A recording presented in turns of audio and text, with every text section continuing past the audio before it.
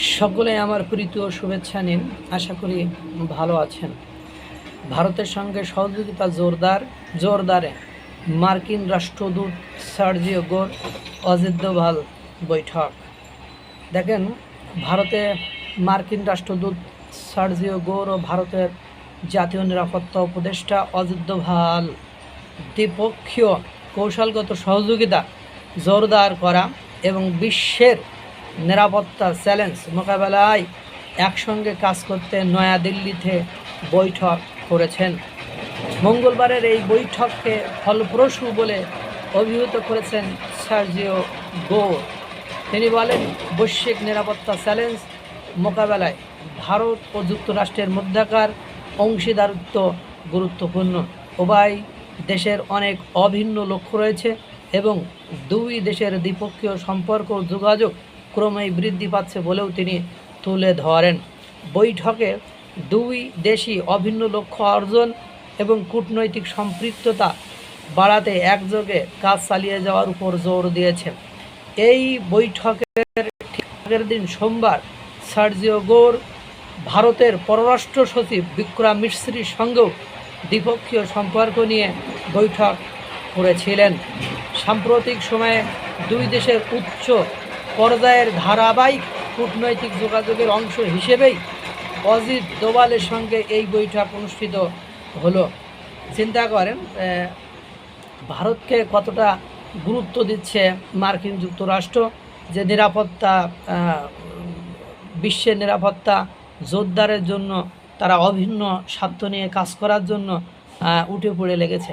আপনাদের আপাত দৃষ্টিতে যেমন বিক্রম মিস্ত্রির সাথে সাক্ষাৎ বৈঠক, তারপরে জেমস বন্ড অজিত দোভালের সাথে বৈঠক এবং সহযোগিতা একে অপরের জোরদার করার কথা বলেছে। দেখেন, কেউ দেউলিয়াদের সাথে সম্পর্ক করতে চায় না।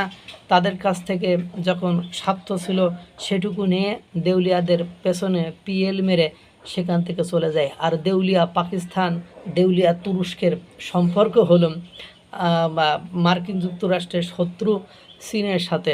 মানে এই আমি প্রায়ই আপনাদেরকে বলি, দক্ষিণ এশীয় অঞ্চলে যদি ইন্দো প্যাসিফিক অঞ্চলে যদি মার্কিন যুক্তরাষ্ট্রের যে কর্তৃত্ব আধিপত্য রয়েছে সেটা যদি ধরে রাখতে হয়, তাহলে ভারতের বিকল্প মার্কিন যুক্তরাষ্ট্রের হাতে দ্বিতীয় কেউ নেই।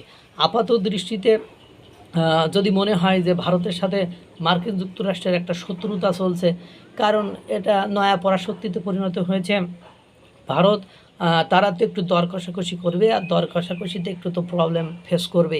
আর ভারত খুব ভালো করেই জানে দক্ষিণ এশীয় অঞ্চলে আমাদের বিকল্প কোনো শক্তি এই মুহূর্ত ভারতের কাছে নেই এবং মার্কিন যুক্তরাষ্ট্রের মধ্যপ্রাচ্যে যে বাড়াবাড়ি, সেই বাড়াবাড়ির পেছনে অন্যতম শক্তি হলো ইসরায়েল। আর ইসরায়েলের সাথে দহরম মহরম সম্পর্ক ভারতের। এজন্য ভারতের সাথে দিন শেষে যে লাগালাগির শেষেও দিন শেষে যে বন্ধুত্বের হাত বাড়াতে হয় মার্কিন যুক্তরাষ্ট্রের, কারণ পাকিস্তানের সেই সক্ষমতা যোগ্যতা নেই যে সক্ষমতা যোগ্যতা দিয়ে ইসরায়েলকে ফেস করবে, ইরানকে ফেস করবে। মার্কিন পাকিস্তানের সেই সক্ষমতা যোগ্যতা নেই যে চীনকে চোখে চোখ রেখে চীনের সাথে কথা বলবে। সুতরাং ইন্দো প্যাসিফিক অঞ্চলে, বিশেষ করে দক্ষিণ এশীয় অঞ্চলে যদি পরাশক্তি চীনকে থামাতে হয়, চীনের এবং নিরাপদ রাখতে হয়, ঘাঁটি গাড়তে হয় বা কোনো কিছু করতে হয়, তাহলে ভারতকে লাগবে। তারই একটা রিপোর্ট এটা বলা যেতে পারে। মহান সৃষ্টিকর্তা সকলকে ভালো রাখুক, সুস্থ রাখুক।